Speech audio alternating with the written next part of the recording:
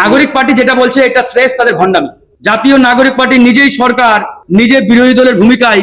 এই জন্য আমি মাঝে মাঝে একটা ফান করেই বলি যে চীনের দুঃখ হুয়াংহো আর ওই নাগরিক পার্টির দুঃখ হচ্ছে নাসিরউদ্দিন পাটোয়ারি। জনগণকে বলো নতুন বন্দোবস্ত চাই, আবার ভিতরে ভিতরে চাঁদাবাজিও চলে পুরোদমে।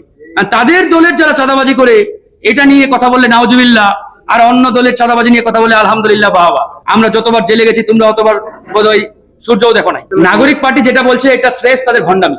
জাতীয় নাগরিক পার্টি নিজেই সরকার, নিজে বিরোধী দলের ভূমিকায়, আবার বলছে এখানে প্রতিনিধি আছে, এখানে বড় দলের মানে ফ্লেভার পাই, প্রোটোকল পাই, আবার বাইরে তাদের নেতারা বলছে আমরা স্বাক্ষর করবো না।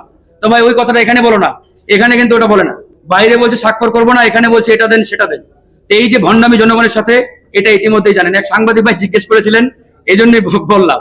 এই জন্য আমি মাঝে মাঝে একটা ফান করেই বলি যে চীনের দুঃখ হুয়াংহো আর ওই নাগরিক পার্টির দুঃখ হচ্ছে নাসিরউদ্দিন পাটোয়ারি। এই দুঃখ তাদের কবে ঘুচাবে আমি জানি না। তো তাদেরকে বলবো তোমরা আসলে কি চাও আর তোমাদের উদ্দেশ্যটা কি, এটা যাতে জনগণের সামনে খোলাসা করো, পরিষ্কার ভাই বল।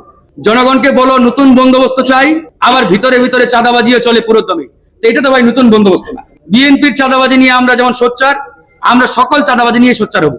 আর তাদের দলের যারা চাঁদাবাজি করে এটা নিয়ে কথা বললে নাউজুবিল্লাহ, আর অন্য দলের চাঁদাবাজি নিয়ে কথা বলে আলহামদুলিল্লাহ বাবা। এইরকম নতুন বন্দোবস্ত এই দেশের মানুষ চাই না। নতুন বন্দোবস্ত, আমরা সত্যিকারের নতুন বন্দোবস্ত দেখতে চাই। তো তারা এখন পর্যন্ত আসলে নতুন বন্দোবস্ত কি এটা হাজির করতে পারে নাই।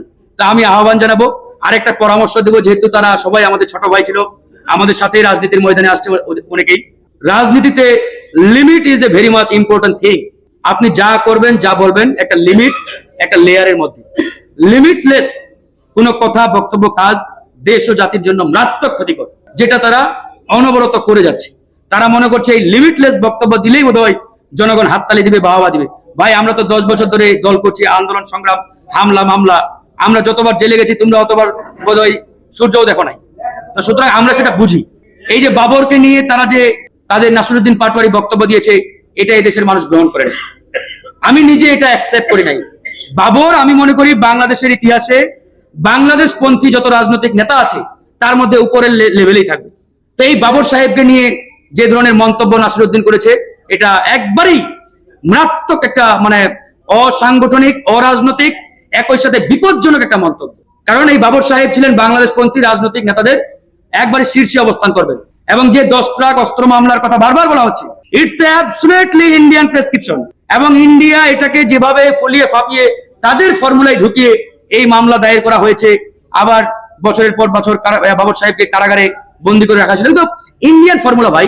এখন আপনারা যদি ওই ইন্ডিয়ান ফর্মুলা সামনে এনে বাবরের মতো একজন নেতাকে আপনারা এরকম কটাক্ষ করেন, তাকে এরকম মানে এটা তো আসলে নট অ্যাকসেপ্টেবল। এরকম অনেক কথা তারা বলছে যেগুলো আসলে কোনোভাবেই মানে মানার মতো না।